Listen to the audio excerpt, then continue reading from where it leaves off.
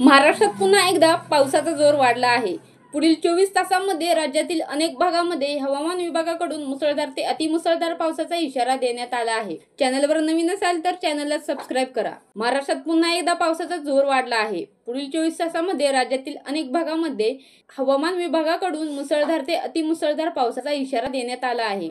पुण्यासह काही जिल्ह्यांना पावसाचे रेड अलर्ट जारी करण्यात आला आहे। हवामान विभागाने दिलेल्या माहितीनुसार आज कोकणातील अनेक जिल्ह्यांमध्ये मुसळधार ते अतिमुसळधार पाऊस पडण्याची शक्यता आहे। या पार्श्वभूमीवर सतर्कतेचा इशारा देण्यात आला आहे। मुंबईबाबत बोलायचे झाल्यास मुंबईत पुढील 24 तास ढगाळ वातावरण राहणार असून अधूनमधून तीव्र पावसाचे सरी कोसळतील। कोकणाप्रमाणेच मध्य महाराष्ट्रातही हवामान विभागाकडून अतिवृष्टीचा इशारा देण्यात आला आहे। घाट भागात मुसळधार ते अतिमुसळधार पावसाचा अंदाज वर्तवण्यात आला आहे। मराठवाड्यात देखील आज पावसाचा इशारा देण्यात आला आहे।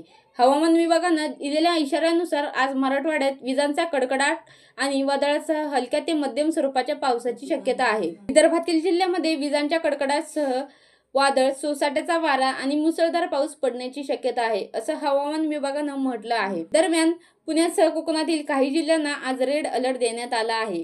पुण्यात पाऊस सुरूच असल्याने खडकवासला धरणातील पाण्याचा विसर्ग दुपटीने वाढवण्यात आला आहे।